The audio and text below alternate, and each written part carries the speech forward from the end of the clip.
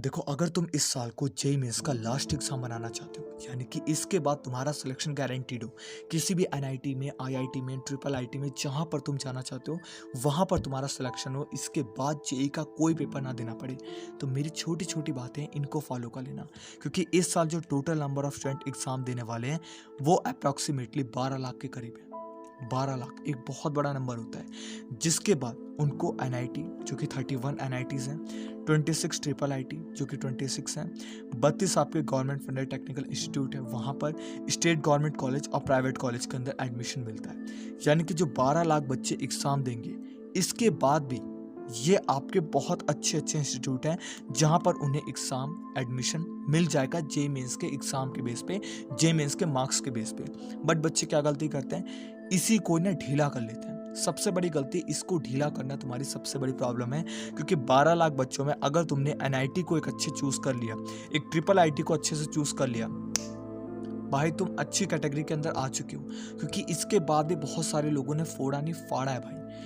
इसके बाद जो जेईई एडवांस का पेपर होता है उसके अंदर 2.5 लाख से ज़्यादा बच्चे आपके अपेयर होंगे इस साल, अप्रॉक्सीमेटली माना जा रहा है। एग्जाम देने 1.5 लाख, 1,80,000 इसी के करीब जाते हैं, जिसके बाद उन्हें आईआईटी मिलता है। बट इसके अंदर भी तुम्हारी टोटल 17 से लेकर के 18,000 21,000 ऐसे कुछ बताया जाता है सीट्स हैं, टोटल बढ़ाई गई कुछ यहाँ पे।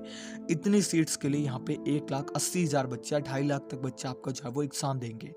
तो इसके अंदर अगर तुम्हें सिलेक्शन लेना है तो इतना ज़्यादा आसान नहीं है और ना ही ज़्यादा मुश्किल है। मुश्किल उन बच्चों के लिए है जो कि बिल्कुल तैयारी नहीं करते और जो बिल्कुल अपने दिमाग के अंदर ना एकदम डर बना करके बैठे हैं।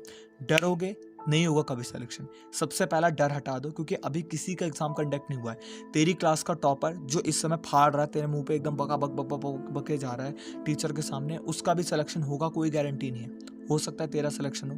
तू जो 5 क्वेश्चन पढ़ के जा रहा है, 10 क्वेश्चन पढ़ के जा रहा है, वही सारे क्वेश्चन आ रहे हो, सारे क्वेश्चन उसी कॉन्सेप्ट से बन रहे हैं। भाई कुछ भी हो सकता है होने को। तो सिंपल है, इतना ध्यान दे कि अभी कोई डरने वाली बात है नहीं, क्योंकि किसी ने भी पेपर अभी तक जो है वो नहीं दिया। तो सबसे पहला कहूँगा कि अगर तुम्हें गारंटीड सक्सेस चाहिए, सिलेक्शन चाहिए, तो अपने माइंड को सबसे पहला रिलैक्स करो। बिना माइंड के रिलैक्स करे तुम नहीं उखाड़ सकते। अभी सुनना मेरी बात, मैं समझा रहा हूँ एक एक चीज़ को डिटेल में।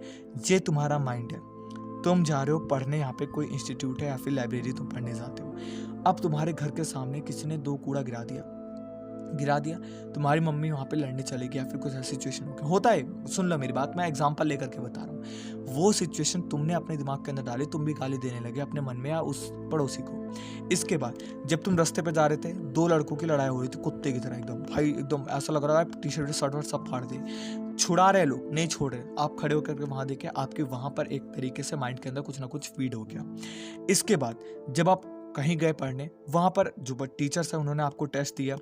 अब वो टेस्ट देने के बाद आपके उसके अंदर अच्छे मार्क्स नहीं है, तुम्हारा ये 3-4 सिचुएशन बीती ना, इतने में तुम्हारा पढ़ाई पर से मन उठ जाएगा। सबसे पहला कह रहा हूँ, माइंड को रिलैक्स रखो। टेस्ट में मार्क्स कम आ रहे हैं, माइंड रिलैक्स रखो। अगर कोई लड़ाई झगड़ा कर रहा है, माइंड रिलैक्स रखो, कोई फायदा नहीं होता, उसको देख करके तुम्हारा कुछ फायदा नहीं होने वाला। अगर किसी ने कूड़ा फेंक दिया, जैसे कोई भी सिचुएशन होती है छोटी छोटी, माइंड रिलैक्स रखो। अगर तुम्हारा माइंड रिलैक्स है, जब पढ़ने बैठोगे तुम्हारे माइंड पे कोई इफेक्ट ही नहीं पड़ा लड़ाई झगड़े का, तो तुम जब पढ़ने बैठोगे तो डायरेक्ट ग्रैब कर रहे होगे सारी सिचुएशन को, सारे कॉन्सेप्ट को अच्छे से कर रहे होगे। लेकिन तुम्हारे दिमाग में अगर वो चीज़ घूम रही है, फालतू की चीज़ें जो मैंने बताई, तब तुम्हारा माइंड जो है इधर उधर घुमाते रहेगा, एक भी चीज़ तुम्हारे माइंड के अंदर नहीं जाएगी। सबसे इंपॉर्टेंट है माइंड को रिलैक्स करना। सेकंड, टाइम मैनेजमेंट, ये काफ़ी इंपॉर्टेंट है। बच्चे क्या करते हैं, मान लेते हो तुमने अपने माइंड को एकदम रिलैक्स कर लिया, बट इसके बाद भी ना तुम अपने टाइम को वेस्ट कर सकते हो, इसकी भी गारंटी, इसकी भी पॉसिबिलिटी है। तुम लोग क्या करो, माइंड रिलैक्स है, जा करके चिल मार के आराम से पिक्चर देख रहे हो, तुम आराम से घूम रहे हो, तुम्हारे दोस्त ने कहा चल यार घूम करके आते हैं, ये सब काम कर रहे हो, माइंड रिलैक्स है। तो माइंड रिलैक्स होने का फ़ायदा कब उठेगा, जब तुम उस माइंड को पढ़ाई में लगाओगे, क्योंकि उसी से तुम्हें जो है वो सिलेक्शन मिलने वाला है। ये काफ़ी इंपॉर्टेंट है। तो टाइम को मैनेज करना सीखो, टाइम की इंपॉर्टेंस को समझो, हर एक सब्जेक्ट को इक्वल टाइम दो। बच्चे क्या करते हैं, सब्जेक्ट को इक्वल टाइम नहीं देते, एक चैप्टर पकड़ा और उसी में पूरा 1 महीना निकाल दिया। भाई इतना लंबा टाइम एक चैप्टर को क्यों दे रहे हो, अपने टाइम को क्यों वेस्ट कर रहे हो। जितना टाइम उसको लगना उतना दो, उसके बाद उस चैप्टर से आगे बढ़ो। और भी चैप्टर्स है जिनको तुम कम टाइम के अंदर कंप्लीट कर सकते हो, मेरी बात मानोगे तो जीत जाओगे। मैंने कुछ ऐसे इंपॉर्टेंट चैप्टर्स डाल रखे हैं, जिनको कर लोगे उतने में तुम्हारी अच्छी परसेंटेज है। इसके बाद कम से कम 8 से 10 घंटे पढ़ने की कोशिश करो डेली का। प्रोडक्टिव वाले बात कर रहा हूँ। बैठे तो बंदे 16-16, 17-17, अबे बैठे तो पूरा दिन रहते हैं, फ़ोन लेंगे, कॉपी लेंगे, पेन लेंगे, बैठे हैं पढ़ने बैठे हैं, शाम को ही सो गए, फिर सुबह उठे, फिर पढ़ने बैठे, उसका कोई फ़ायदा नहीं। 8 से 10 घंटे पढ़ो, पढ़ाई की बात करो, 8 से 10 घंटे पढ़ो, बट प्रोडक्टिव पढ़ो, ऐसा पढ़ो कि हिल जाए यार दुनिया। इसके बाद प्रोकास्टिनेशन, चीज़ों को टालने की आदत। यार ये क्वेश्चन बहुत हार्ड है, ये बाद में करूँगा यार, ये चैप्टर बाद में करूँगा यार, ये हाई वेटेज है तो क्या हो थोड़ा सा बात कर लूँगा, ऐसा मत करो। तुम्हारे पास अगर कोई डाउट आता है उसको तुरंत सॉल्व करने की कोशिश करो। आजकल फ़ोन है, यूट्यूब है, नेट है, हर जगह से तुम उसका सॉल्यूशन निकाल सकते हो। अगर कोई मन नहीं कर रहा पढ़ने का, हार्ड लग रहा कॉन्सेप्ट, उसको तुरंत कंप्लीट करने की कोशिश करो। बाद के लिए कुछ नहीं होता, वो बाद में बैकलॉग बन करके तुम्हारे सामने एक बहुत बड़ा पहाड़ खड़ा हो जाता है, टेंशन होती है। फिर टेंशन मत क्रिएट करो, अभी कर लो। मन मार रहा है, मन मार के करो, कैसे भी करो, भाई जलेबी खा करके करो, लेकिन करो, डेफिनेटली करो। मन को शांत करके बोलो भाई अभी कर ले मेरे भाई, अभी कर ले, बाद में बहुत दिक्कत आ जाएगी। इसके बाद रिवीजन ना करना, ये भी काफ़ी बड़ी प्रॉब्लम है। बच्चे क्या करते हैं, बिल्कुल मेमोराइज नहीं करते, याद ही नहीं करते, एक बार ही पढ़ लिया, अब इसके बाद सीधा एग्जाम में जा करके जब होगा तब उसके एक दिन पहले रिवाइज करेंगे, बिल्कुल बेकार है। जब भी तुम पढ़ रहे हो उसके नेक्स्ट डे सुबह में उठ करके फिर से रिवाइज करना इंपॉर्टेंट है। एक हफ्ते बाद खुद का टेस्ट लेना है, जो स्कूल के अंदर होता है वो अलग बात है, कोचिंग के अंदर अलग बात है। खुद का टेस्ट लेना है, जिससे रिवीजन तुम्हारी कहाँ पर पहुंची है पता चलेगी, भाई सही हो जाएगा तुम्हारी हालत, ठीक है। इसके बाद स्टार्ट अर्ली।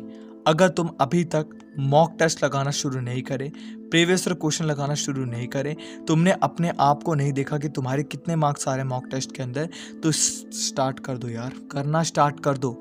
अगर तुम्हारा सिलेबस भी कंप्लीट नहीं है तो उसको भी करना स्टार्ट कर दो, अभी टाइम बचा है, मान के चलो बचा है, डरो मत। लोग कहते नहीं होता, मैं कहता हूँ होता। 3 महीने की नहीं, 1 महीने के अंदर भी 98%, 99% आती है, बट वो लाने वाला बंदा पोटेंशियल होना चाहिए, बस पोटेंशियल होना चाहिए भाई। पोटेंशियल होगा, लेकर के आ जाओगे, कोई टेंशन की बात नहीं है। इसके बाद बी हेल्दी, जो कि काफ़ी इंपॉर्टेंट है। अभी के टाइम पे बीमार पड़ना यार तुम्हारी सबसे बड़ी दिक्कत आ सकती है भाई, स्टे हेल्दी रहो। अभी के टाइम पे भाई कोई अनसर्टेन आ गया तो अलग बात है, बट अपने हाथ से जंक फूड खा रहे हो, उसके बाद तुम यहाँ पे कोको कोला पी रहे हो, अपने पेट को ख़राब करो, आंतें सुखा रहे हो, बुखार चढ़ रहा है, ये हो रहा है, वो हो रहा है, भाई टाइम वेस्ट मत करो, बुखार वाली चीज़ मत करो, सिर्फ दलिया दाल और खिचड़ी पे जियो। अभी के टाइम पे गारंटीड कह रहा हूँ तुम्हारा सिलेक्शन हो जाएगा, दलिया दाल से हो जाएगा। सादा भोजन होता है, दिमाग पे कोई इफेक्ट नहीं आता, पेट भारी नहीं होता, पढ़ाई में मन लगता है। कचौड़ी वचौड़ी पूड़ी बूड़ी सब खा करके पढ़ने बैठो, और एक दिन दलिया खा करके पढ़ने बैठो, खिचड़ी खा करके, पता चल जाएगा किसके अंदर क्या है। एक्चुअल बता रहा हूँ, तुम्हारा मन लगेगा खिचड़ी दाल खाने से, मन कभी मतलब ज़्यादा तुम्हारा मन उठेगा पूड़ी कचौड़ी भर करके खाने से। जैसे सिलेक्शन होगा यार, पूड़ी उसी दिन बनवाना पनीर की सब्जी के साथ, लपेट जाना, लेकिन अभी मत करो ऐसा कोई काम।